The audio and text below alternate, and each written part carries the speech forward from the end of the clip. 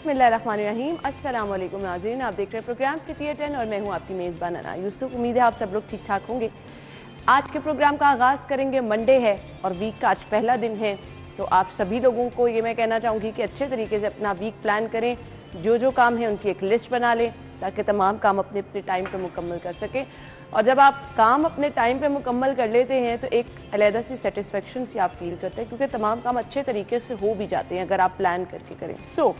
हम भी कुछ प्लान कर लेते हैं। आज का शो क्या है, खबरें भी शामिल करेंगे, सेगमेंट्स भी आज के प्रोग्राम का हिस्सा होंगे और हमारे मेहमान भी प्रोग्राम में शामिल होंगे। आगाज़ आज की अच्छी बात से। नहमदुहु व नसल्ली अला रसूलिहिल करीम, अम्मा बाद। मेरे दोस्तों, बुज़ुर्गों, भाइयों और मेरी बहनों, आज का मेरा पैगाम वो ये है कि खुश नसीब की 5 अलामतें हैं। हमें कैसे पता चलेगा कि हम अल्लाह के यहाँ खुश नसीब लोगों में से हैं या बदनसीब लोगों में से हैं। खुश नसीब आदमी की पहली अलामत लीनुल क़ल्बी, जिसका दिल बड़ा नरम हो, जिसका दिल बड़ा नरम हो। इधर जहन्नम का ज़िक्र आया, उसकी दिल कांप उठा। इधर जहन्नम का ज़िक्र आया, उसका दिल कांप उठा। अल्लाह का ज़िक्र करते हुए उसके दिल से आवाज़ें आना शुरू हो गई। मालूम हुआ कि इसके अंदर लीनुल क़ल्ब, दिल की नरमी मौजूद है।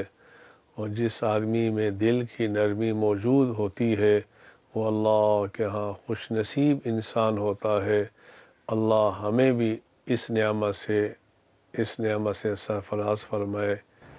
व आखिरु दावाना अल्हम्दुलिल्लाहि रब्बिल आलमीन। आमीन, जज़ाकल्लाह। ये थी आज की अच्छी बात। और आज की खबरें क्या हैं? सबसे पहले जी, पेट्रोलियम मसनूआत की कीमतों में इजाफे के आफ्टर शॉक्स, जुमेरात को गुड ट्रांसपोर्ट का पहिया जैम।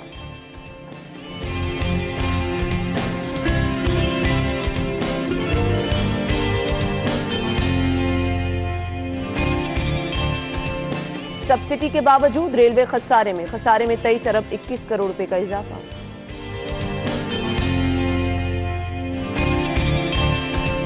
पीएसएल के लिए खुसूसी प्रोटोकॉल, छुट्टी के बावजूद ट्रैफिक जैम।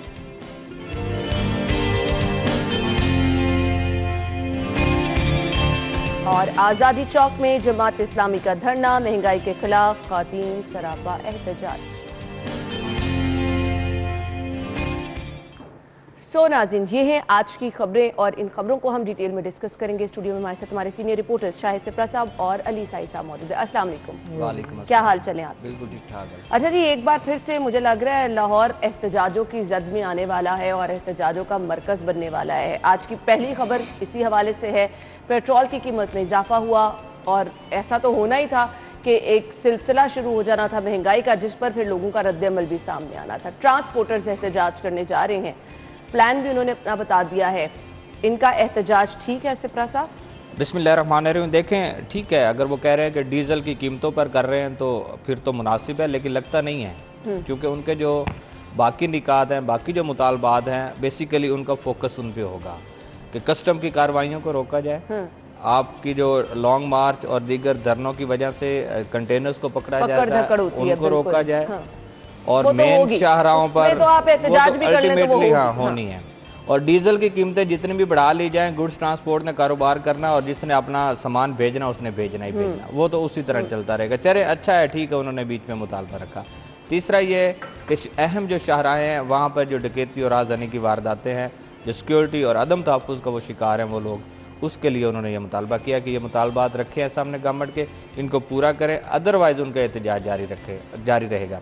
मुझे ये बताएं कि जब पेट्रोलियम मसनूआत की कीमतें बढ़ती हैं, उसका इफ़ेक्ट या आफ्टर शॉक जिसको हम कह रहे हैं वो निचले तबके तक आता है। चाहे वो मज़दूर तबका रोज़ाना उजरत कमाने वाला है, चाहे वो तनख्वाहदार तबका है जो माहाना तनख्वाह लेता है, चाहे वो कोई आपका कोई बिजनेसमैन है, जो भी है उसका अल्टीमेटली फ़र्क किस पे आएगा? गरीब आदमी जो आम जो सारिफ है, जो किसी मार्केट में किसी किस्म की ख़रीदारी करने के लिए जाएगा, उसकी जेब पर उसका बोझ पड़ेगा। मुझे बताएं, अशियाए ज़रूरिया या सब्ज़ियाँ या फल और बाकी जो चीज़ें हैं, इनकी ट्रांसपोर्टेशन जब भी होगी और डीज़ल की कीमत बढ़ेगी तो अल्टीमेटली गुड्स ट्रांसपोर्टर जो हैं ये इसकी कीमत बढ़ाएंगे, उसका किराया बढ़ाएंगे। वो किराया कहाँ से लिया जाएगा?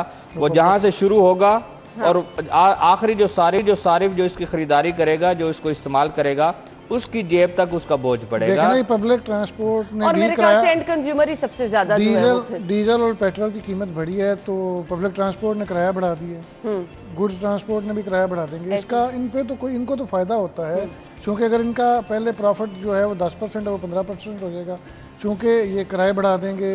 इसका डायरेक्टली जो इम्पेक्ट आएगा वो पब्लिक पे आएगा, पब्लिक लॉस में जाएगी। इनके बिल्कुल सिप्ला साहब की बात ठीक है, जो मुतालबात होंगे कि कस्टम जो इनको तंग करती हैं, तो कस्टम वाले क्यों ना तंग करें, वो चेक करना चाहिए स्मगलिंग का माल तो नहीं लेके आ रहे। और बहुत बड़े बड़े माफियाज हैं जो इसमें मुलव्वस होते हैं, ये ट्रक ड्राइवर्स और गुड्स जो कंपनियां हैं ये सारे उसमें शामिल होती हैं, तो उसके बगैर ये किसी सूरत में भी स्मगलिंग मुमकिन नहीं, क्योंकि इनको हर बात का पता होता है, ये उन माफियाज के साथ मिले होते हैं, इसलिए ट्रांसपोर्टेशन होती है। अगर ये तमाम जिस तरह भी लीगैलिटीज़ हैं वो पूरी ना हो तो बिल्कुल स्मगलिंग मुमकिन नहीं। इसलिए इनको चीज़ों का पता होता है, ये किराया ज़्यादा लेते हैं, उनसे कई गुना ज़्यादा किराया लेते हैं, फिर वो ट्रांसपोर्टेशन करते हैं, एक जगह से दूसरी जगह चीज़ लेके जाते हैं, तो इसलिए इनको मुश्किल होती है। ये इनका जायज़ मुतालबा है कि जो अहम शाहराएँ हैं उन पर इनके साथ डकैतियाँ होती हैं, रोका जाता है। डाकू अगर वारदात कर रहे हैं तो ये बड़ी गलत बात है, ये बड़ा जायज़ मुतालबा है। लेकिन इनका ये जो कह रहे हैं कि डीजल की कीमत बढ़ने से इनको यानी कोई एक दो मुतालिबात ऐसे हैं जो मानने वाले हैं, उसकी आड़ में अपने मसाइल जो हैं वो भी ये लेकर आ रहे हैं। अब डीजल की कीमत बढ़ी ना, इन लोगों ने किराए बढ़ा देने, तो वो तो कीमत वो बैलेंस हो गई ना। आपके कुछ लोग भी, बल्कि आपके करीबी अजीज भी इसी कारोबार से मुंसलिक है। अब पता नहीं वो इस हड़ताल में शामिल होंगे या नहीं होंगे, ये नहीं पता। लेकिन बात यह है कि पहिया जाम हड़ताल या अपने कारोबार को बंद करना या तरसील और उसके बाद बुकिंग ऑफिस को बंद कर देना, ये उस वक्त होता है जब उनके अपने मफादात की जंग होती है, जब उनके अपने मफादात नजर आ रहे होते हैं। और उसका टॉप का क्या है कि वही कस्टम वाली जो सही साहब बात कर रहे हैं कि क्यों ना आपकी ये कानून नाफिज करने वाले इदारे या बाकी जो एजेंसीज या बाकी इदारे बनाए गए हैं, बेसिकली अगर आप कोई गैर कानूनी काम कर रहे हैं तो उसकी रोकथाम के लिए बनाए गए हैं। आप अगर इतने ही खैर खां हैं सार्फिन के लिए, तो आप फिर अगर डीजल की कीमतें बढ़ रही हैं तो आप प्रॉफिट मार्जिन को कम रखें ना। आप ये कहें कि हम आवाम की सहूलत के लिए इतने % पहले प्रॉफिट ले रहे थे, लेकिन इतने कीमत बढ़ी है, इसकी वजह से ये % हमने कम की है, तो अगर 10 की बजाय 5% हम ले लेंगे, लेकिन एक सारिफ या आम शहरी जो है उसकी जेब पर बोझ नहीं डाला जाएगा। ये तो कहें तो फिर तो ठीक है, ये कभी भी नहीं कहेंगे क्योंकि वो कारोबारी तबका है। बात यह है कि पेट्रोलियम मसनूआत हुकूमत बढ़ाती है और ये आगे भी बढ़नी है, इसमें कोई दूसरी राय भी नहीं है।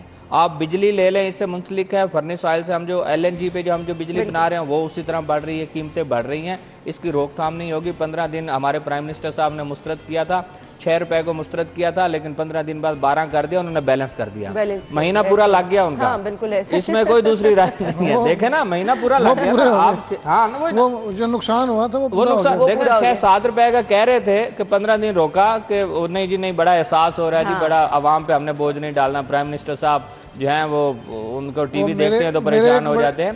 करीबी अजीज हैं, उनका पेट्रोल पंप है, वो बता रहे थे कि अभी आप इतना ये ना पैनिक ना हो, ये 200 तक जाना है पेट्रोल डीजल जो है, अभी वेट करें, फिर हो सकता है कि जून के करीब जाके कुछ थोड़ी बहुत कीमतें कम करें और ये वही वो सियासी स्टंट खेलें कि देखें जी हम तो इतना बड़ा इलेक्शन साल शुरू हो जाएगा, इतनी बड़ी सब्सिडी साल शुरू हो जाएगा, इतनी बड़ी सब्सिडी दे के देखें जी हमने 20 रुपए कम कर दिया, लेकिन वो कह रहे थे कि 180 से 200 के दरमियान भाई साहब आप सुबह सुबह ना लोगों को डराएं, ना परेशान करें। प्राइम मिनिस्टर साहब कहते हैं घबराना नहीं, आप नहीं, वो इसलिए परेशान कर रहे हैं उनका हमने रिश्तेदारों का पंप है, उनको परेशानी नहीं है। अच्छा जी, खबर में ये लिखा है कि शहर में अशिया खुरनोश की किल्लत पैदा हो सकती है, अगर इकट्ठ हो गया, एहतजाज हो गया तो वाकई ऐसा हो जाएगा? जी होता है। अगर वो कह रहे हैं एक दिन का एहतजाज या हम लोग मुसलसल उस पर जाएंगे, मुतालबात तस्लीम नहीं किए जाते, और उसमें 2-3 ऐसे मुतालबात हैं जो तस्लीम नहीं किए जाते। एक ही है कि आप उसकी पेट्रोलिंग बढ़ा दें, पुलिस का उनको कह दें कि शहरों पे बना देंगे और आपको तहफ़्फ़ुज़ फराहम करेंगे। एक ही मुतालबा है जो तस्लीम हो सकता है। ना डीजल की कीमतें कम हो सकती हैं, ना कस्टम की कार्रवाइयाँ रुक सकती हैं, ना लॉन्ग मार्च और एहतजाजों की वजह से पकड़ रुक जा सकती है। अगर पहिया जाम हड़ताल होगी, 2 दिन भी अगर सप्लाई नहीं होती तो देखें सब्जियां आनी बंद हो, महंगी हो जाएगी, बंद हो जाएंगी, हर चीज़ मुर्गी नहीं पहुंचेगी शहर तक, और फिर आपको पता है वो जो माफियाज हैं वो मुतहरक हो जाते हैं, वो चीज़ें ब्लैक करते हैं, जो रेट 5 रुपए होता है वो 50 पे चला जाता है। तो ये सारा इससे फ़ायदा होगा माफियाज को, और ये माफियाज के साथ मिले होते हैं। मेरा नहीं ख्याल ये पहिया जाम हड़ताल करें, चूँकि एक तो इनका अपना नुकसान है, ये एक प्रेशर मेरा ख्याल है बिल्ड किया जा रहा है। इसमें डीजल का तो डायरेक्ट हम पे आता है इम्पैक्ट, हम इस बात को सोचते नहीं, ना हम हड़ताल मुझे ये करेंगे बताएं कि क्योंकि हम रोटी के चक्कर में पड़े पिछले हुए हैं। महीनों में भी आपकी पेट्रोलियम की कीमतें बढ़ती रही है ना, आपके पेट्रोल भी बढ़ा, डीजल भी बढ़ा, ऐसे ही है। उस वक्त तो पहिया जाम हड़ताल की कॉल नहीं दी गई। नहीं हर दफा बढ़ती है। हम भी सुबह सुबह खबर चलाते थे कि किराए बढ़ गए हैं, रेट्स बढ़ गए, इनको क्या फर्क पड़ रहा है? फर्क तो आवाम को पड़ता है ना, पिछली तो आवाम को फर्क तो जी महंगाई की मजीद सूरत भी हमने डिस्कस करनी है, आवाम को ही फर्क पड़ रहा है और आवाम को ही मेरे ख्याल से टारगेट जा रहा है, बार बार निशाना ही आवाम को बनाया जा रहा है और कोई मकसद भी नहीं है। हम ब्रेक लेंगे, ब्रेक के बाद एक बार फिर से आपको ज्वाइन करेंगे तो कुछ बात करेंगे। महंगाई का ये जो सिलसिला थमने पे नहीं आ रहा, इस पर बात होती है ब्रेक के बाद। हमारे साथ ही रहिएगा।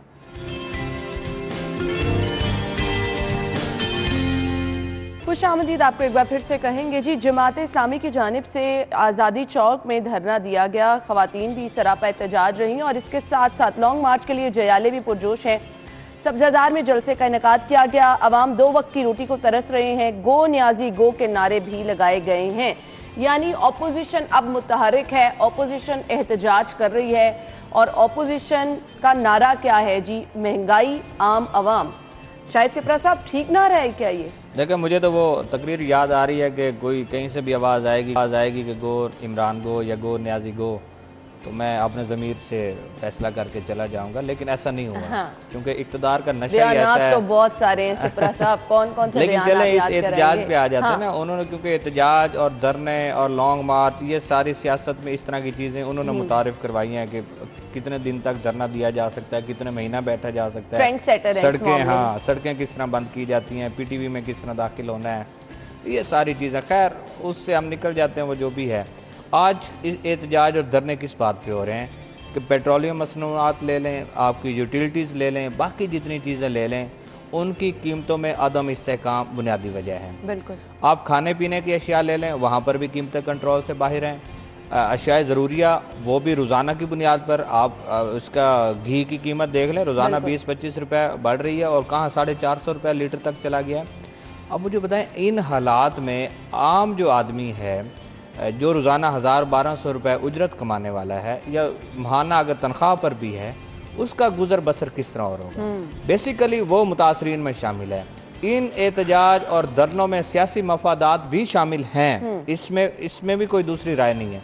लेकिन बात यह है कि अपोजिशन हमेशा आवाम की तर्जुमानी करती है कि आवाम के जो दरपेश मसाइल हैं उनको सामने लाना, उन्हीं मुतालबात की बुनियाद पर आप एहतजाज करें या आदम एतमाद की बात करें या असम्बलियों से वॉकआउट करें, ये सारी चीज़ें उस बुनियाद पे होती हैं कि जब आप हकीकी मैनों में आवाम की तर्जुमानी कर रहे हो। लेकिन यहाँ क्या है, उसी तरफ आ रहा हूँ, यहाँ क्या है कि यहाँ मफादात की जंग लड़ी जा रही है। यहाँ जिसको अपना मफाद सियासी, बिलखसूस सियासी मफाद जिसको नज़र आ रहा है और अपनी सियासत को जिंदा रखने के लिए आप इस तरह की एक्टिविटीज कर रहे हैं, लेकिन उसका रिजल्ट या नतीजा आवाम तक उससे नहीं होना। मुझे बताएं, आप मीनार पाकिस्तान चौक को बंद करें, अपनी सियासत को जिंदा रखने के लिए करिए, हुकूमत ने उनको मार्जिन दिया तो वो ये सब कुछ कर रहे हैं ना, आपने कोई वजह तो बनाई ना। हुकूमत ने तो आवाम को भी मार्जिन दिया कि आप सड़कों पे आए, यहाँ पर ले गए उनको। उस एहतजाज का इम्पैक्ट आएगा जिस दिन आवाम सड़कों पर निकलेगी, फिर गवर्नमेंट के पास कोई जवाब नहीं होगा, कोई जवाब नहीं होगा किसी को रोकने का। बेसिकली ये तो सियासी स्टंट चल रहे हैं, कभी जियाले सड़क पे आ जाते हैं, कभी नून लीग के थोड़े से लोग आ गए, कभी मौलाना आ गए। मौलाना का धरना तो बड़ा कामयाब हो जाना था अगर वो खान साहब की तरह बैठ जाते, लेकिन इनके धरने होते हैं अपने मकासद के लिए, अपनी चीज़ें मनवाने के लिए। अपोजिशन उस तरह रोल प्ले नहीं कर रही जिस तरह करना चाहिए। जिस तरह ये 2-4 दिन मीटिंग्स होती हैं, अनाउंस होता है जी धरना होगा, मार्च होगा, उसके बाद बिल्कुल सारी खामोशी हो जाती है। असल तर्जुमानी तो तब होगी जब पब्लिक खुद निकलेगी। अब और पब्लिक को गवर्नमेंट ने इतना मजबूर कर दिया है कि किसी के पास टाइम ही नहीं है धरने के लिए, ये मार्च के लिए, एहतजाज के लिए। अगर इन धरनों मार्च का हिस्सा बन जाए तो उनके घर के सारा दिन यही सोचते रहते हैं कि बच्चों की फीस कैसे पूरी करनी है, किराया घर का कैसे देना है, बिजली के बिल बढ़ जाते हैं। कल परसों भी 6 रुपये कीमत बढ़ गई, पेट्रोल की कीमतें बढ़ गई, घर में आटा कैसे आएगा, चीनी कैसे आएगी। इन चीज़ों से निकलेंगे तो एहतजाज पे जाएंगे ना। ये सियासी स्टंट हैं अपने आप को शो करने के लिए, चैनल पे, TV पे अपने आप को हाईलाइट करने के लिए। 2-4, 10-20 लोग इकट्ठे होते हैं, वो इलाके को जो उनके 15-20 कच्चे चमचे होते हैं वो छोटा मोटा एहतजाज करते हैं। और असल एहतजाज तो तब होगा या तो पूरी अपोजिशन इकट्ठी होकर निकलेगी तब गवर्नमेंट पर प्रेशर होगा कि हमने चीज़ों को महंगा नहीं करना, पेट्रोल की कीमतें को उनमें वो भी हमें सरप्राइज ऑपोजिशन का इकट्ठ भी नजर आ रहा है मेल मुलाकातों से। मुलाकातों में ही आ रहा है ना, ये देखें आवाम के लिए नहीं निकल रहे, अपने लिए निकल रहे हैं, अपना फ्यूचर। ये देखें ना, ये अब शुरू हो गया इलेक्शन का साल, इलेक्शन का साल शुरू हो गया है, अब थोड़ा सा अरसा है, अपोजिशन ने अपनी चैलेंज चलनी है, लेकिन एक दूसरे के साथ सिंसियर नहीं है ना। देखे ना, इलेक्शन साल पे मैं आपको एक सिंपल सी मिसाल देता हूँ। विफाकी वजीर पावर डिवीजन हमाद अजहर पिछले 2 हफ्ते से हर इतवार को आप लाहौर में अपने हल्के में जलसा कर रहे हैं। ऐसे ही पिछले हफ्ते उन्होंने किया समनाबाद गोल चक्कर में, ये अभी जो कल इतवार गुजरा इसमें उन्होंने नुनारियाँ चौक में एहतजाज किया। अब क्या इसका क्या मतलब है कि आपकी वो सियासी कंपेन अब स्टार्ट हो गई है कि आइंदा इलेक्शन हमने किस तरह लड़ना है, इंतखाबी मुहिम की तरफ आप लोग जा रहे हैं। और ऐसे में इन हालात में जहाँ पर आप अवाम इस वक्त आपसे तंग है, आप कहें ना कि अब मीडिया वाले माइक आगे कर देते हैं, भाई आप खुद किसी दिन माइक लेकर आगे जाए ना, हमने पता तो, चले हमने तो कहा हमें उस जगह पे ले जाए जहाँ पे लोग तंग नहीं है। तंग अब ये विफाकी वजीर साहब जो हैं अगर आए अपने हल्के में और मीडिया के कैमरामैन और रिपोर्टर्स की तादाद ज्यादा हो वहाँ पे और उनके कारकुन उससे कम हो, तो मुझे बताएं कि फिर आवाम कहाँ उनके साथ खड़ी हो। ये आपके पास हमारे पास वीडियोस मौजूद हैं। ये भी एक बहुत बड़ा जलसा हुआ है पंजाब में। तो मेरे पास एक बंदा बैठा हुआ था, वो समड़ियाल में अपने कजन को फोन कर रहा था कि भाई ये 10 गाड़ियाँ लेके जानी है आपने वहाँ पे इतने लोग आपने इकट्ठे करके लेके जाने हैं। जलसे तो इस तरह कामयाब होते हैं ना, बल्कि हमेशा जो भी गवर्नमेंट होती है या वो माली इकट्ठे कर लेती है या वो सरकारी मुलाजम इकट्ठे कर लेती है, या अगर आपका जलसा लाहौर में है तो आपने पूरे पंजाब से बंदे बुला लेने। लेकिन जब अवाम निकलेगी, होगा जब पूरी अवाम जब अवाम निकलेगी, जब वुकला तहरीक थी उस वक्त की अवाम आपको याद होगी, वो अवाम निकली थी। उसको आप कारकुन कहें या जिस तरह मुतहरिक करें उसको आप छोड़ दें, लेकिन उस वक्त अवाम एक निकली थी, वो नजर आती थी सड़कों पे। आज से आप 10-12 साल पीछे चले गए। तो इस तरह का अगर होगा कि अवाम निकलेगी और हुकूमत को भी पता होगा कि ये सियासी लोग नहीं है, ये अवाम है और वो तंग होकर हमारे खिलाफ निकले हैं, तो फिर तो किसी हद तक मुमकिन हो कि हुकूमत को। लेकिन मुझे नहीं लगता, आप सड़कें बंद कर लें, चौक चौराहे बंद कर लें, टायर जलाकर एहतजाज कर लें, हुकूमत को जो मर्जी कड़ी तनकीद का निशाना बना लें, जब तनकीद का निशाना बनाएंगे तो 5 साल कैद भी होगी, ये भी आ रहा है। खैर कोई नहीं, ये होता रहता है। देखे ना, आप नहीं करेंगे तो क्रिटिसाइज तो करेंगे, अगर आपसे तनकीद नहीं बर्दाश्त होती, मुझे लगता है सारे लोग उठ के जेलों में ही जाएंगे। साई साहब को दिखा रहा था हालिया ट्वीट जो है शहबाज गिल साहब ने किया, वो पढ़कर मुझे लगता है कि हम एक मुस्लिम जिसको इस्लामी जमहूरिया पाकिस्तान हम कहते हैं, उन्होंने उसमें किया है। इनकी स्टेटमेंट से तो इंतहाई वो शर्मिंदगी सी, आप रिलेट किससे करते हैं अपने आप को? कहते थे मीडिया आजाद है, हमें अब लगता है मीडिया इसलिए आजाद था ना कि साहब जब वॉक भी करते कंटेनर पे तो वो भी चल जाती, तब मीडिया आजाद था ना। बिल्कुल आपने सही कहा। साहब मुझे ब्रेक का कहा जा रहा है, हम ब्रेक ले लेते हैं, ब्रेक के बाद आपको ज्वाइन करेंगे, हमारे साथ ही रहिए।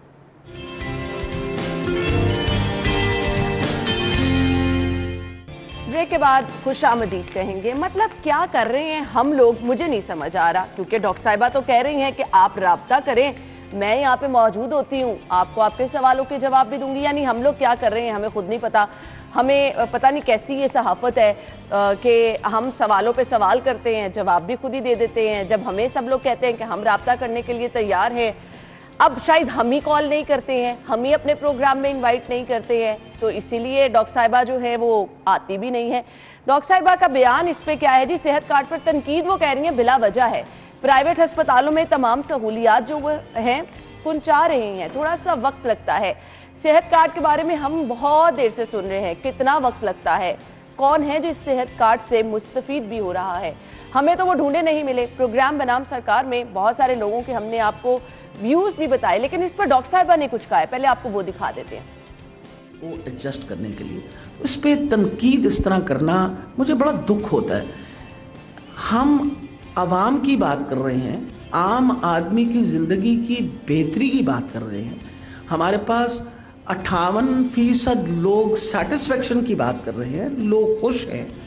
मैं वैसे आपसे एक सवाल पूछना चाहती हूँ, अगर 1 लाख बंदे ने अपनी आंख का ऑपरेशन करवा ली है तो खुदा जाने वो बेचारा कब से इंतज़ार कर रहा था कि वो अपनी आंख का ऑपरेशन कराता। ये सहूलत हुकूमत ने दी, उन्होंने जाके ऑपरेशन करा लिया, तो एक अच्छी बात है। हम आप सब चाहते हैं ना हम, तो मुझे दुख इस बात का होता है कि पहले आप सारी डिटेल पढ़ लिया करें।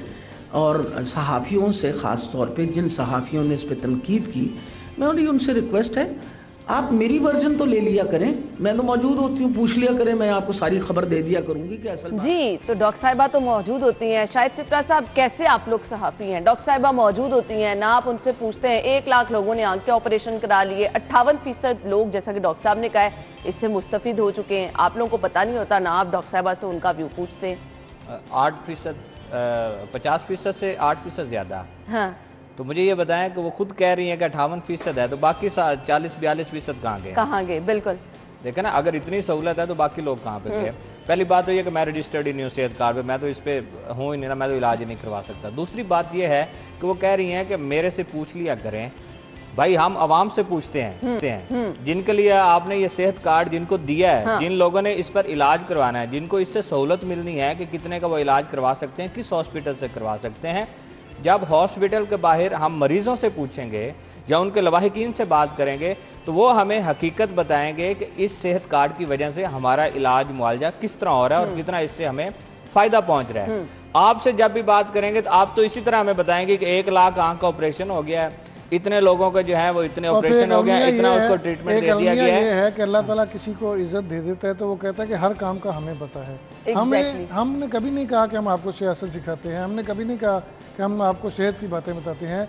आप हमें सहाफत सिखाएंगी, आप हमें बताएंगी कि आपका मौक़िफ़, आप अवेलेबल ही नहीं होती। हाँ। आप फोन ही अटेंड नहीं करते। नहीं, डॉक्टर साहिबा ने कहा है अवेलेबल होती हैं। फिर जब खबरें चलती हैं तो फिर आप फौरी तौर पे आ जाते हैं और आप लोगों को बताते हैं कि आप मुझसे पूछ लिया करें। और हर ये इनका कसूर नहीं है, इनकी पार्टी के जितने बड़े लोग हैं जो गलती से MNA MPs बन गए हैं, मिनिस्टर्स बन गए हैं, जो हम पे आफत की तरह नाजल हैं, ये हमें सारा कुछ सिखाएंगे। और इंतहाई माजरत के साथ डॉक्टर साहिबा जो आप कह रही हैं कि पहले सियासत करना तो सीख लें कि किस तरह लोगों को डील करना। हमने तो बहुत दफा आपसे रब्ता करने की कोशिश की है, आप ही नहीं टाइम देती। टेलीफोन कॉल के लिए भी हमने आपको बारहा टेलीफोन कॉल्स की, प्रोग्राम में भी मदऊ करने की कोशिश की, लेकिन चूंकि आपको दिन ही टाइम देना चाहती तो इस पर फिर हम क्या कर सकते हैं? सेहत कार्ड का जो इम्पैक्ट आना चाहिए वो आम आवाम पे आना चाहिए। VVIPs के लिए तो आप सर्विसेज हॉस्पिटल के बैक डोर से जाए ना, जो VVIPs के कमरे बने हुए हैं। आपकी सोच है कि प्राइवेट हॉस्पिटल्स के क्या कमरे, मैं उन कमरों में 3-4 दफ़ा गया हूँ लोगों की इयादत करने के लिए। वो कमरे देख के बंदे को वैसे ही रश आता है कि ये प्राइवेट हॉस्पिटल्स के कमरे भी उस तरह के नहीं है। असल चीज़ तो ये है कि मैंने एक IG की बात सुनी, वो कहता था कि मैं आपको VVIP की तारीफ बताता हूँ, आपके लिए VVIPs वो हैं जिनकी कोई बंदा बात नहीं सुनता। नासिर दुरानी साहब फौत हो गए हैं, वो कहते थे कि उन गरीबों की बात सुने, वो VVIPs हैं, उनके मसाइल हल करें।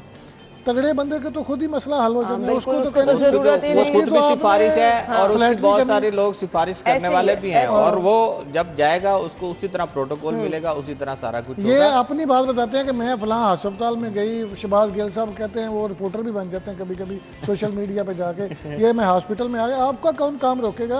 आप तो गवर्नमेंट में है। मजा तो ये है कि एक रेडी वाला जाए हॉस्पिटल में और डॉक्टर बिल्कुल। अच्छा, अब आपने आम लोगों की बात की है, हमने डॉक्टर साहिबा का बयान भी सुना दिया। अब आम लोगों ने क्या कहा, असल में सेहत कार्ड की हकीकत क्या है? बनाम सरकार प्रोग्राम में जो इंकशाफात हुए, हमने डॉक्टर साहिबा की बात भी आपको सुना दी, कुछ लोगों के तासुरात भी हैं, वो भी देख लीजिए। अच्छा जी, ये लोगों के तासुरात हैं इस हेल्थ कार्ड पे। ये वो आवाम है जिसके लिए ये सहूलत है, और सहूलत कितनी आवाम को मिल रही है वो उन्होंने बता दिया। नहीं, मुझे ये बताएं कि ये सहाफत को क्यों तनकीद का निशाना बना रहे हैं कि सहाफत आपने इस तरह करनी है? आप पब्लिक को बताएं। हाँ बिल्कुल। देखो ना, आपकी एंकर ने तो क्वेश्चन किया है कि आपको हेल्थ कार्ड जो दिया गया है, जिस पर प्राइम मिनिस्टर कह रहे हैं कि 10 लाख का आप इस पर ट्रीटमेंट करवा सकते हैं, जब पब्लिक से पूछा गया और हॉस्पिटल्स में जाकर पूछा गया और पब्लिक ही वो सही बता रही है, तो आप फिर पब्लिक को निशाना बनाए ना कि वो गलत बोल रहे हैं। गरीब आवाम के लिए आप सहाफत को इसलिए निशाना बना रहे हैं कि आपका जो मामलात हैं, जो आप टीवी पे ऐलानात करते हैं, जो लोगों को दिखाते हैं, अगर उसकी पसे पर्दा मुहरकात या उसकी हकीकत में क्या हो रहा है, अगर वो आवाम के थ्रू आपकी स्क्रीन पे आ जाए तो हमारा जुर्म बन जाता है कि आप सहाफत इस तरह कर रहे हैं। बिजली के बिल फाड़ें, जलाएं, वो ठीक है। अब कोई जलाए उस पर फर्द जुर्म आयद होगी। आपके दौर में जो मर्जी चलाएं टीवी पे, आप जब अपोजिशन में थे जो मर्जी टीवी पे चलता था, जिसमें वो बिल्कुल ठीक था। सिविल नाफरमानी का लफ्ज बड़ा आसान है कह देना। अब छोटी सी खबर भी चले तो उस पर नया एक्ट बन जाएगा। कोई रिपोर्टर कोई खबर दे दे, कोई एंकर कोई बात इनके खिलाफ कर दे, उसके खिलाफ नया एक्ट आ जाएगा। रोज कोई ना कोई नहीं, वो सीधा कह देंगे आप तो नून लीग से हैं, आप तो वाबस्ता है नून लीग से। उनका बहुत जवाब ही नहीं है ना। देखें, आज प्राइम मिनिस्टर तकरीर कर रहे होते हैं, डाकू चोर से शुरू होते हैं, मुझे बताएं, प्राइम मिनिस्टर अगर खड़े होकर तकरीर कर रहे हैं तो उनको हमारे इकॉनमी पे बात करनी चाहिए, उनको आवाम के मसाइल पे बात करनी चाहिए, उनको सफारती मामलात पे, खारजा पॉलिसी पे बात करनी चाहिए कि हमारे जो दोस्त ममालिक हैं या दुश्मन ममालिक हैं या हमारी जो इम्पोर्ट एक्सपोर्ट है, हम किस तरह ये डॉलर का जो मामला चल रहा है, मीशत किस तरफ लेकर जा रहे हैं, अवाम को उस पर एतमाद में लेना चाहिए। चोर डाकू से ना मुल्क चलते हैं, ना मीशत चलती है, ना साफियों को कहा जा सकता है कि ये नून लीग से वाबस्ता है। बिल्कुल ऐसे ही है। आप तनकीद की बुनियाद पर कह देते हैं कि ये किससे वाबस्ता है। अच्छा जी, अब हमें सीमल ज्वाइन कर चुकी है, उन्हीं से जान लेते हैं। डॉक्टर साहिबा की गुफ्तगू हमने सुना दी है आपको। अस्सलाम वालेकुम सीमल, क्या हाल चाल है आपके? बिल्कुल ठीक ठाक है ना, आप कैसी हैं? बिल्कुल ठीक ठाक, thank you so much. Doctor साहिबा कह रही हैं कि आपने ना टाइम लिया है, ना उनका पॉइंट ऑफ व्यू सुना है, ना बात करने की कोशिश की है, तनकीद पे आप तनकीद कर रही हैं। क्यों आप ऐसा कर रही हैं? डॉक्टर साहिबा काफी नाराज लग रही हैं और कल की उनकी पूरी प्रेस कॉन्फ्रेंस जो है वो बेस कर रही थी हमारे शो के ऊपर। I would say it out loud क्योंकि उनका रिएक्शन इज ऑन रिकॉर्ड। मुख्तलिफ जगहों को वो कांटेक्ट करके शो के बारे में काफी नाराज हुई थी। लेकिन है ना, मैं आपको अपने तमाम स्क्रीनशॉट्स दिखा सकती हूँ जो हमने उनके पीआरओ को मैसेजेस किए, जो हमने उनके पीआरओ को कॉल्स की। इवन आई कॉल्ड डॉक्टर साहिबा directly, she is never available, वो टाइम ही नहीं है उनके पास। 2 हफ्ते तक हमने अपना ये प्रोग्राम जो है वो होल्ड पे रखा, अपनी रिसर्चेस जो है वो रोक के रखी कि नहीं, हम वर्जन लिए बगैर नहीं करेंगे। लेकिन जब प्रोग्राम ऑन एयर हुआ और प्रोमो ऑन एयर हुआ तो उसके बाद उनका रिएक्शन आना शुरू हो गया। बहुत से लूप होल्स हैं इस प्रोग्राम में, बहुत से ग्रे एरियाज हैं। अगर डॉक्टर साहिबा मेरा पूरा प्रोग्राम देख ली थी तो शायद नाराज भी ना होती, क्योंकि उसमें हमने बहुत सी जगहों पर ऐसी चीजें भी दिखाई हैं जहां पर लोग तारीफ कर रहे हैं इस चीज की। हमने ऐसी चीजें भी दिखाई हैं, हमने लोगों का आईडी कार्ड लेकर उनको अहलियत चेक करके बताई है कि आप इस सेहत कार्ड के लिए अहल हैं। गवर्नमेंट का काम हम कर रहे हैं तो गवर्नमेंट हमारे साथ कॉपरेट क्यों नहीं कर रही? जर्नलिज्म का मतलब ये नहीं है कि आप सिर्फ हुकूमती वर्जन दिखा दें और जो तारीफ में बोल रहे हैं वो दिखा दें। लोगों का रद्दी अमल दिखाना हमारा काम है, कमजोर की आवाज बनना हमारा काम है। शायद हुक्मरानों को ये बात समझ नहीं आ रही है। अच्छा सीमल, मुझे ये भी बताइएगा, डॉक्टर साहिबा कह रही हैं कि 1 लाख लोगों ने आंखों के ऑपरेशन करा लिए, 58% लोग जो है वो सेहत कार्ड से मुस्तफिद हो चुके हैं। मैक्सिमम लोग जो कि हमने आपका ही प्रोग्राम देखा उसमें कह रहे हैं जी सेहत कार्ड की सहूलत उन तक नहीं पहुंच पाई। बेसिकली इशू लोगों ने बताया कि कहां पर क्या आ रहा है, जब वो सेहत कार्ड लेकर जाते हैं तो क्या क्या रहे हैं हॉस्पिटल्स वाले। अच्छा जी, हमारा राब्ता मुनक़ता हो गया है और आपने हकीकत सुन लीजिए। हमारे पास रिकॉर्ड भी पड़ा है जो डॉक्टर साहिबा को कॉल्स की गई लेकिन उन्होंने राब्ता नहीं किया। तो डॉक्टर साहिबा अब क्या किया जा सकता है? आपने तो बड़ी आसानी से कह दिया कि हमसे राब्ता करें, हम जवाब देने के लिए यहाँ पे बैठे हैं। तो खैर इसका जवाब भी हमने आपको दे दिया कि बार बार राब्ता करने के बावजूद भी आप अवेलेबल नहीं होती हैं। Thank you so much Shahid Shipra साहब। अली साई, आपके वक्त का भी शुक्रिया। नाज़रीन, हम एक ब्रेक लेंगे, ब्रेक के बाद आप हेडलाइंस जानिए, फिर ज्वाइन करेंगे।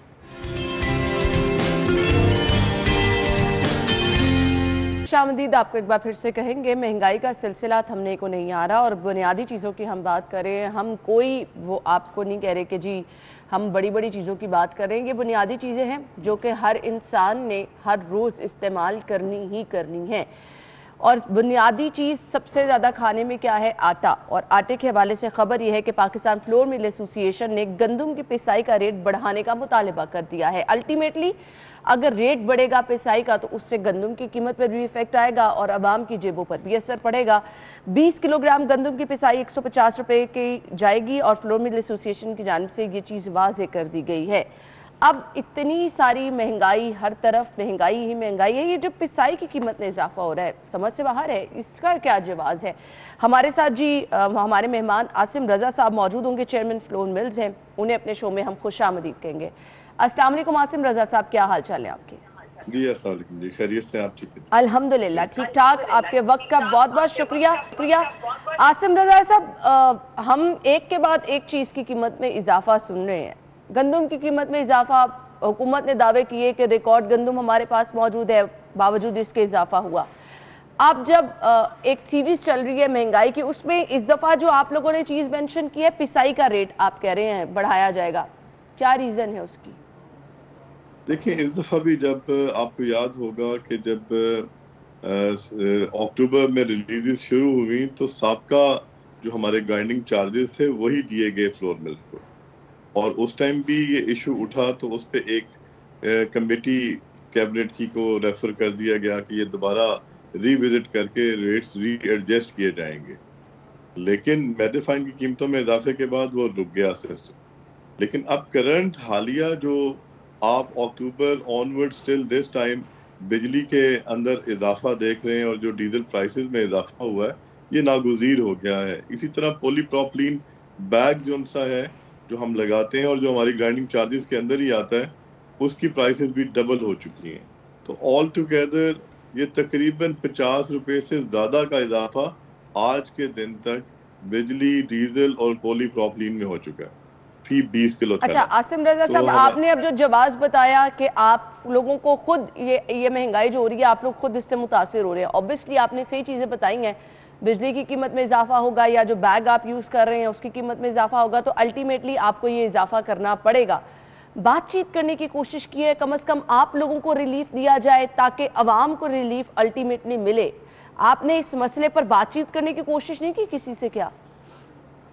देखिए ऑलरेडी मैंने जिस तरह गुजारिश किया कि कमेटी में ये गया हुआ है। पिछला ही जो ग्राइंडिंग चार्जेस थे उन्होंने दोबारा से रीसेटल होना था, लेकिन उसके साथ साथ आप ये देखिए कि अक्टूबर में जब हमने बिजली का रेट सेटल किया था तो 110 रुपए फी 100 किलो हमारी बिजली की कॉस्ट आ रही थी।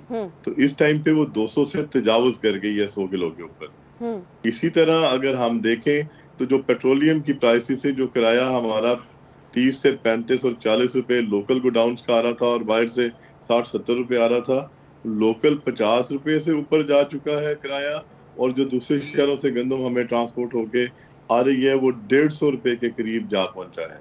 तो इस तरह ये इजाफा 100 गुना से ज्यादा हो चुका है इन 3 मदों के अंदर, जिसमें बारदाने की प्राइस यानी कि खाली पॉलीप्रोपिलीन का बैग, इलेक्ट्रिसिटी एंड ट्रांसपोर्टेशन। तो ये ठीक है आसिम रजा साहब, आगे जो हालात हैं वो तो नज़र आ ही नहीं रहे ना कि चीज़ें सस्ती होंगी, मज़ीद महंगाई की तरफ जा रही हैं।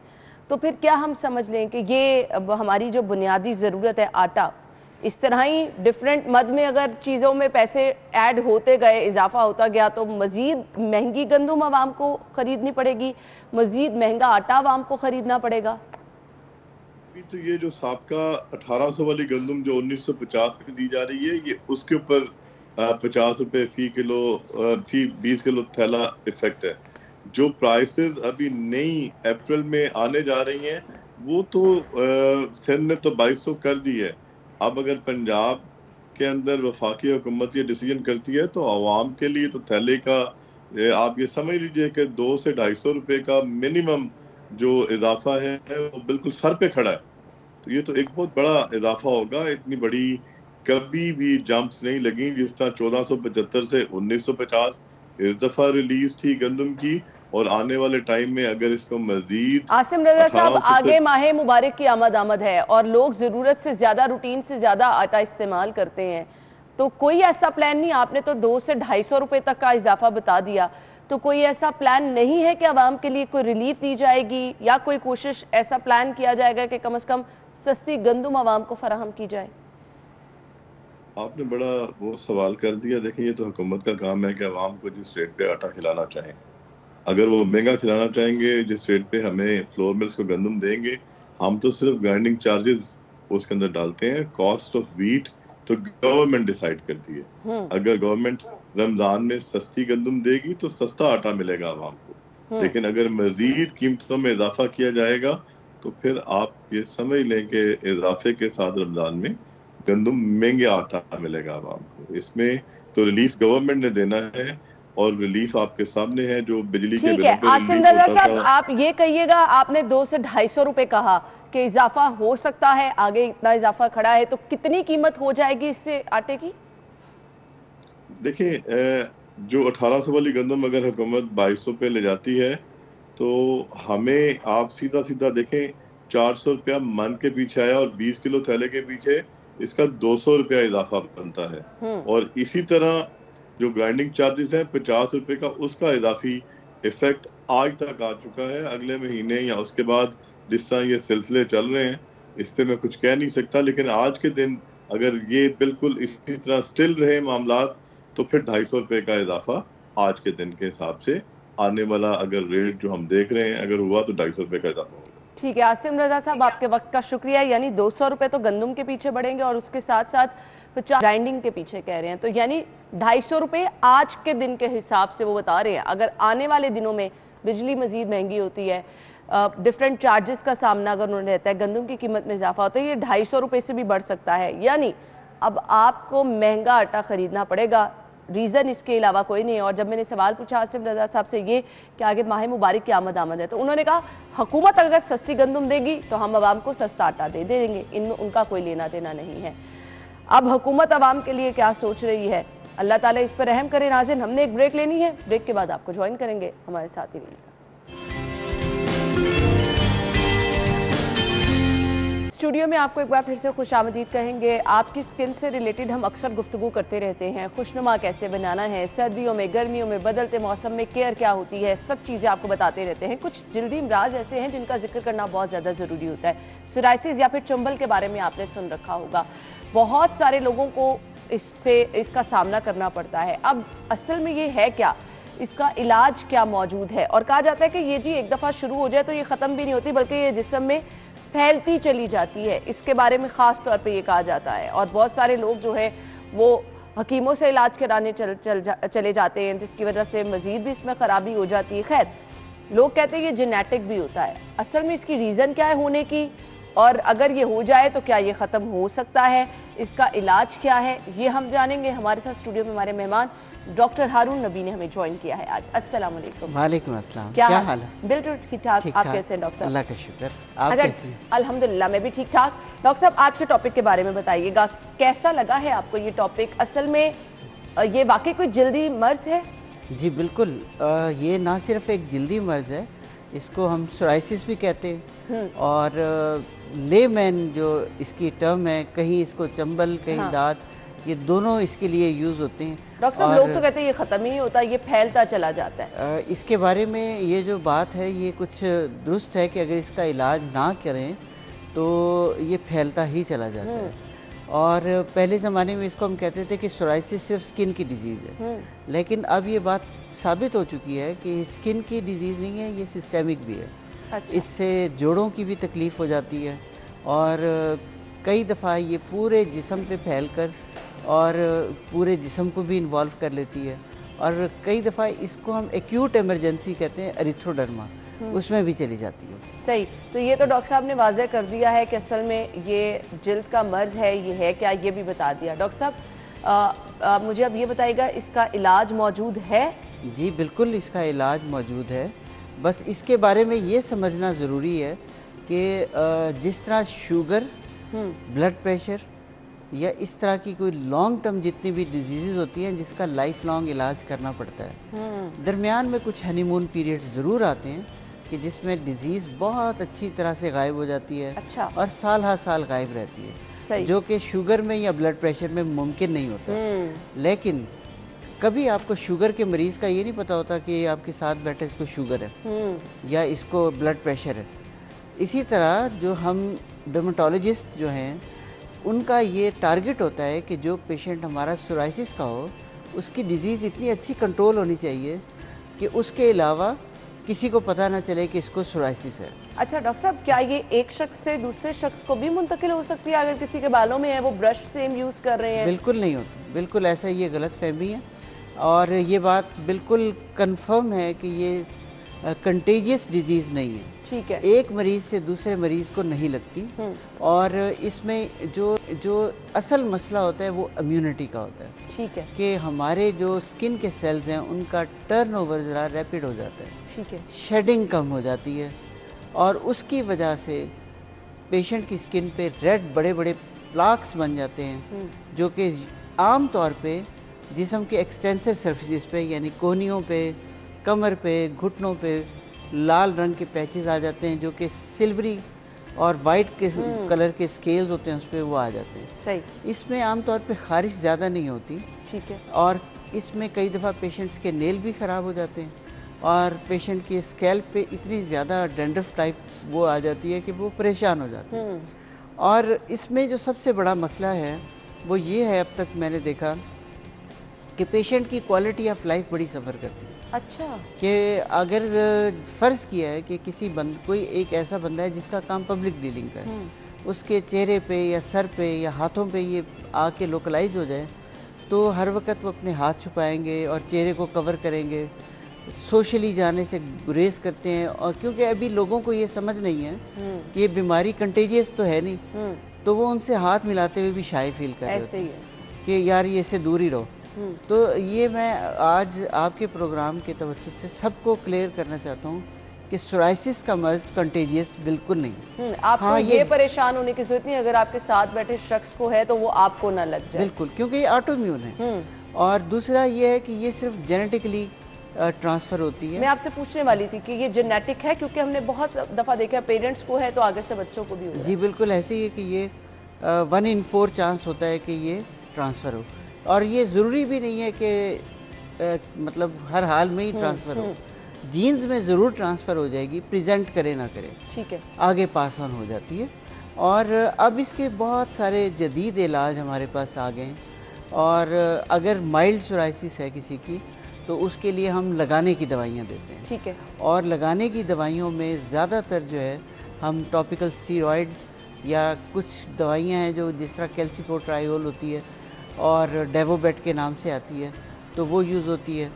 और फिर अगर डिज़ीज़ ज़्यादा बढ़ जाए तो उसके लिए इनिशियल जो हम फर्स्ट जो स्टेप यूज़ करते हैं, वो इसमें हम एक नैरो बैंड यूवी थेरेपी होती है वो यूज़ कर लेते हैं।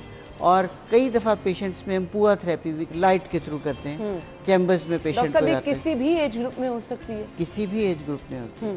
और एक और जो चीज़ है कि ये बच्चों में ख़ास तौर पे जिनमें अक्सर गला ख़राब हो जाता है, कई दफ़ा उनमें छोटे छोटे वो जिसे कहते हैं ना रेड डॉट्स स्किन पे आ जाते हैं, और वो रिएक्टिव फॉर्म ऑफ सोराइसिस होती है, उसको गटेड सोराइसिस कहते हैं। ठीक है। और सोराइसिस का ये है कि इसकी हम कहते हैं कि ये ग्रेट इमिटेटर, ये मक्कार डिजीज़ है कि ये हर तरह का रंग और रूप ढाल लेती है।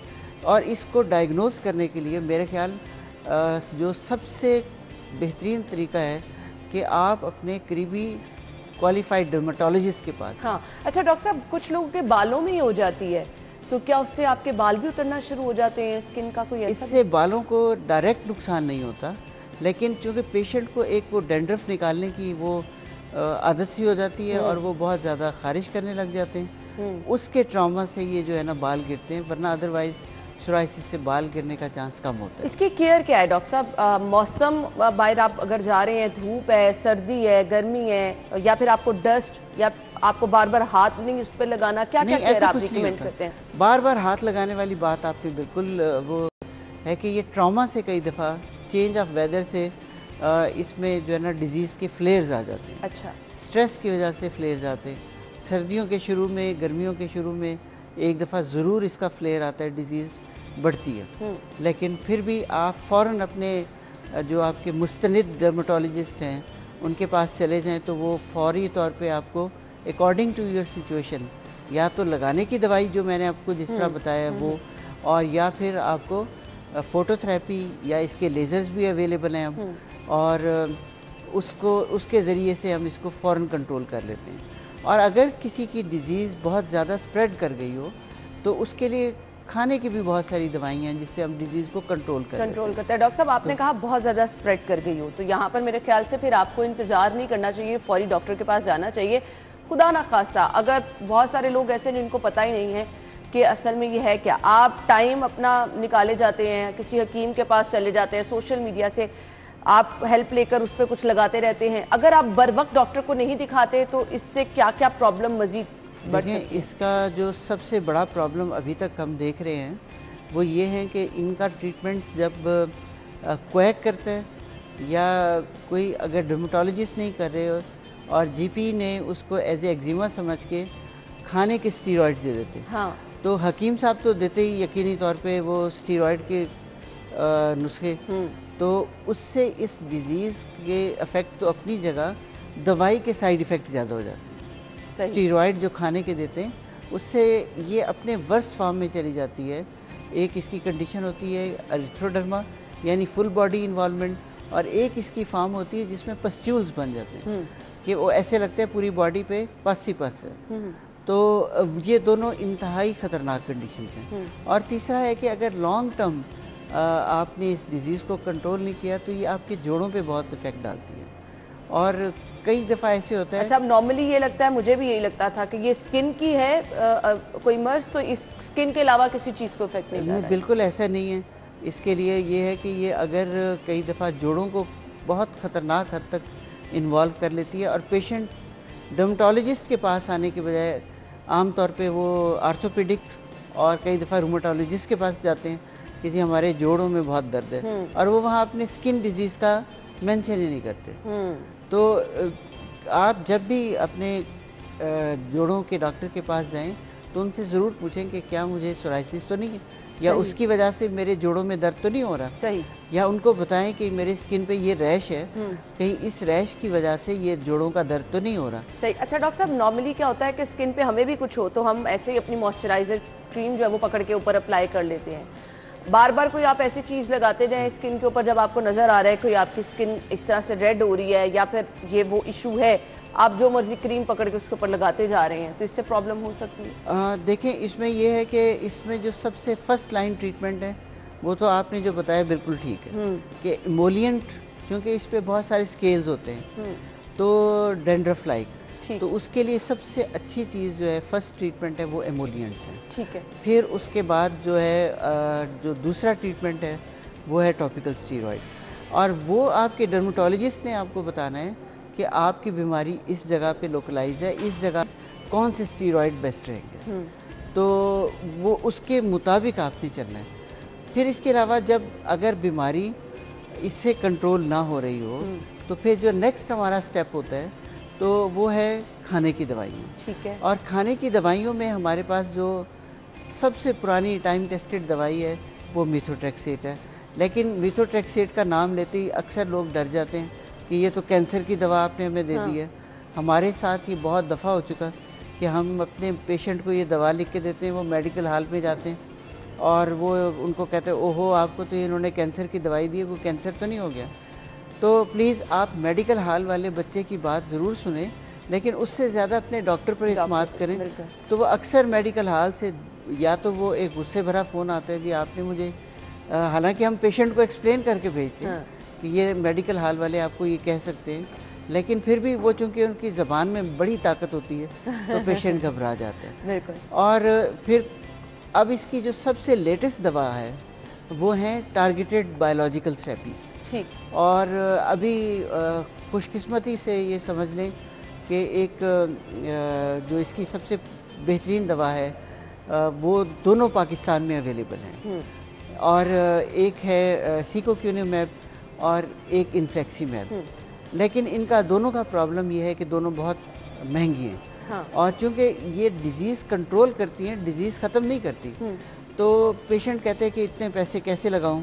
बिल्कुल। और फिर क्या, क्योंकि अगर डिज़ीज़ ख़त्म नहीं हो रही तो मैं लाखों रुपए कैसे लगाऊं। बिल्कुल। तो अभी एक हमारे साथ ये समझ लें कि एक कंपनी है शाज़ो मेडिकल फार्मास्यूटिकल वाले हैं, तो वो एक इसकी बहुत अच्छी दवा है इन्फ्लिक्सीमैब की, रेमसीमा के नाम से। ठीक है। तो उन्होंने ये दवा हमें डोनेट की है, तो ये दवा फ्री ऑफ कॉस्ट फिल वक्त हमारे पास। चले जी, ये डॉक्टर साहब ने बहुत अच्छी बात बता दी है, तो जो लोग इसका शिकार हैं वो राब्ता कर सकते हैं डॉक्टर साहब से, हमारे साथ मौजूद है। हमने गुफ्तगू का सिलसिला आगे बढ़ाना है, ब्रेक ले लेते हैं, ब्रेक के बाद आपको ज्वाइन करेंगे।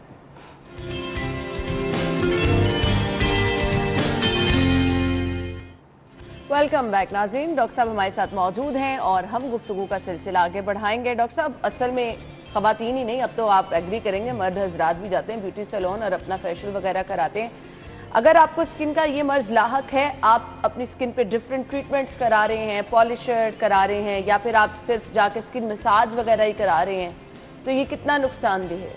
नहीं, बस इसमें कोई ऐसा किसी चीज़ की ममानियत नहीं है। बस ये याद रखें कि अगर डिजीज़ एक्टिव है तो कोशिश करें कि ऐसा ट्रीटमेंट ना लें जिससे स्किन पे कट आए। ठीक है। वरना अदरवाइज इससे कोई ऐसा कोई मसला नहीं है। तो आप अपनी routine daily activities, sports, outdoor programme और ख़वातीन अपने मेकअप, फेशियल सब कर सकते हैं। अच्छा, और अगर आपकी ये डिजीज़ एक्टिव है तो ऑब्वियसली अब तो हर कोई सन ब्लॉक का भी इस्तेमाल करता है, मेकअप करें, का इस्तेमाल भी बिल्कुल करें। किसी ने दफातर जाते हुए करना है, तो आप कुछ भी यूज़ कर सकते हैं, कोई बिल्कुल प्रॉब्लम नहीं? अपनी रूटीन लाइफ को कंटिन्यू रखें। ठीक है। हाँ अच्छा डॉक्टर साहब, आप कह रहे थे प्रेगनेंसी में भी इसका बहुत सारा ख्याल रखना जी, पड़ता है, तो बिल्कुल क्या क्या रखना पड़ता इसका? है। बस ये है कि प्रेगनेंसी में जो है दवाई अचानक नहीं छोड़नी आपने, ठीक है। और किसी किस्म की सख्त दवाई यूज़ करने से पहले आप अपने डॉक्टर से रजू ज़रूर करें।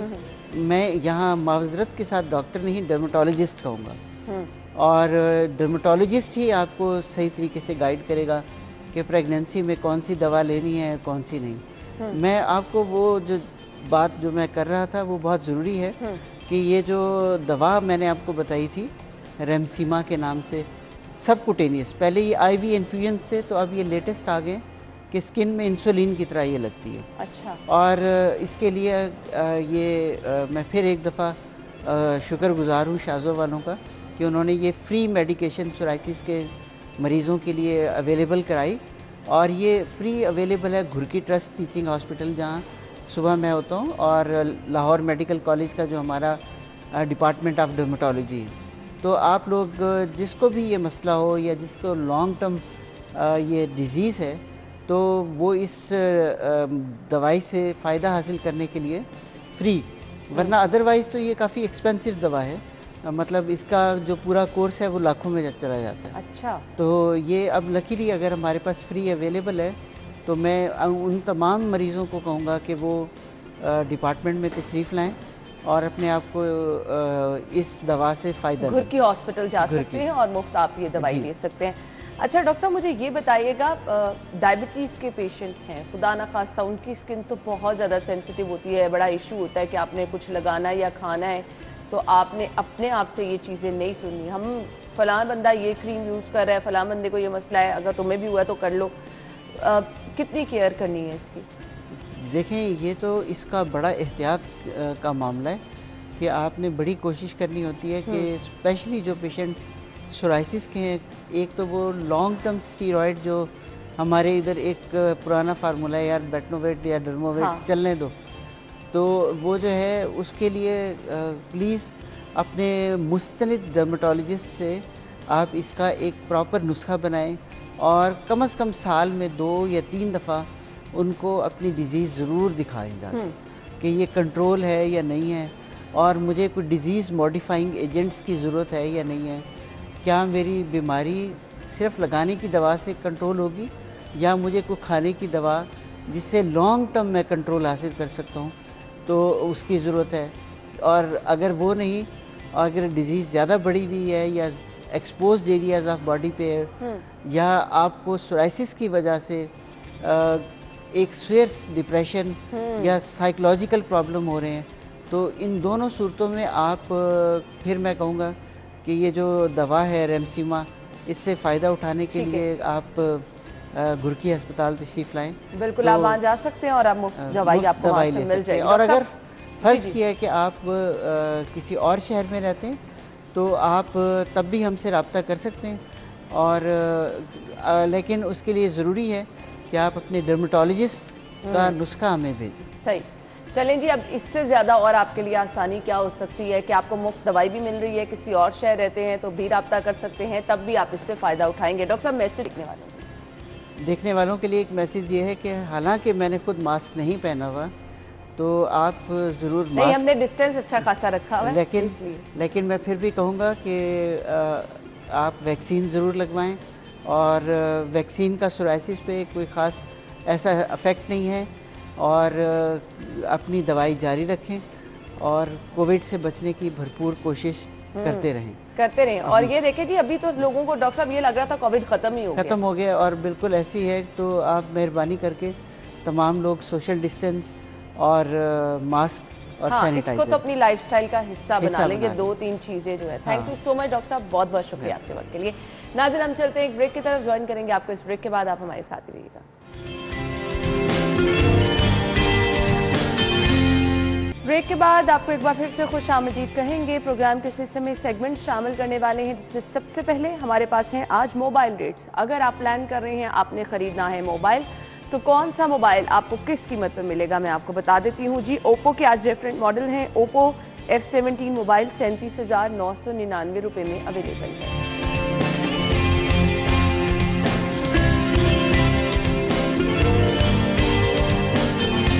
ओप्पो A31 मोबाइल 29,999 रुपये में अवेलेबल है।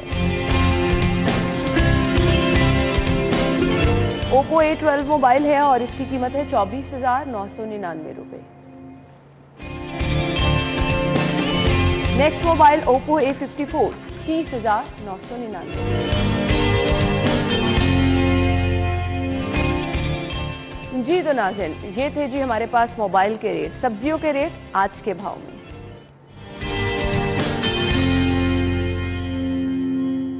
मार्केट में फहद मौजूद है, उनकी तरफ चलेंगे। जी फहद, बताइएगा सब्जियां आज किस कीमत पर मिल रही हैं? जी बिल्कुल, सब्जियों की कीमतों में जो उतार चढ़ाव है उसका सिलसिला जारी है। कीमतें जो है वो मुस्तहकम नहीं रह पा रही। आज की सब्जियों की कीमतों की अगर बात की जाए तो जो आलू है, नया आलू जो 30 से 40 रुपये फ़ी किलो में फ़रोख्त हो रहा है। प्याज जो है वो 5 रुपये फ़ी किलो इजाफे के बाद जो इस वक्त 30 रुपये फ़ी किलो में फ़रोख्त किया जा रहा है।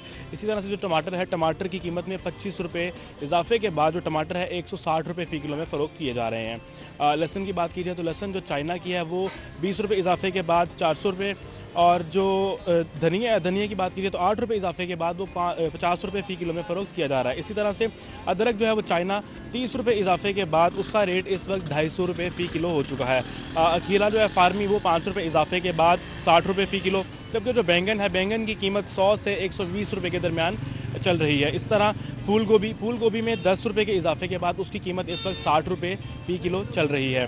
शलजम की बात करें तो शलजम इस वक्त 50 रुपये फ़ी किलो, जबकि सब्ज़ मिर्च की कीमत में 50 रुपये इजाफे के बाद इस वक्त सब्ज़ मिर्च 200 रुपये तक फ़रोख्त की जा रही है।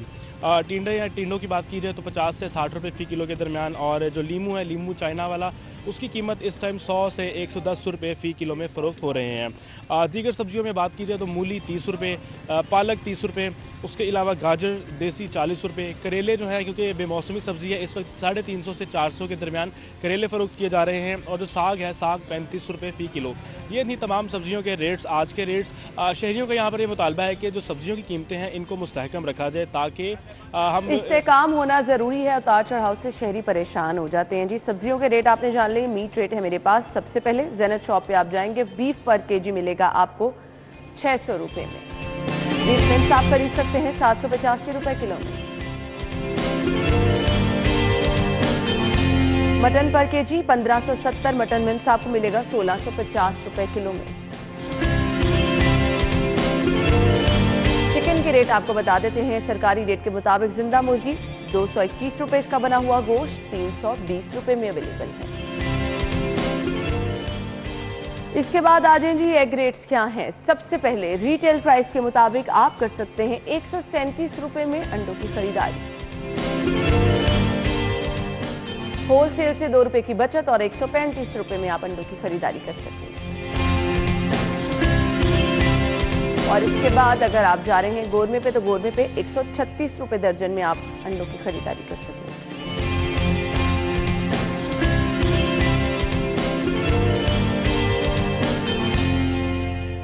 जी तो नाज़रीन, ये थी आज की हमारी रेट लिस्ट। आई होप कि आपको आज का शो अच्छा लगा होगा, क्योंकि हम बात करते हैं आप ही के इशूज़ पर, आप ही के मसाइल पर, वो चाहे हमारी न्यूज़ है, वो चाहे हमारे सेगमेंट्स हैं, वो फिर चाहे हमारे मेहमान जिनको हम मदऊ करते हैं, उनसे भी हम कोशिश करते हैं वही टॉपिक रखें जो कभी आप हमें सजेस्ट करते हैं, या ओवरऑल हम देखते हैं कि जी लोगों के मसाइल रहते हैं। तो आप ज़रूर अपना ख्याल रखिएगा। इसी तरह से अपना फीडबैक, अपनी सजेशंस हम तक पहुंचाते रहिएगा। अगर आप में कोई टैलेंट है तो आप हमारा फेसबुक और इंस्टाग्राम पेज है, वहाँ पर आप हमें मैसेज कर सकते हैं, अपने क्लिप्स भेज सकते हैं। इंशाल्लाह हम आपको अपने प्रोग्राम में मदऊ करेंगे। अपना बहुत सारा ख्याल रखिएगा। इजाज़त दीजिए। अल्लाह हाफ़िज़।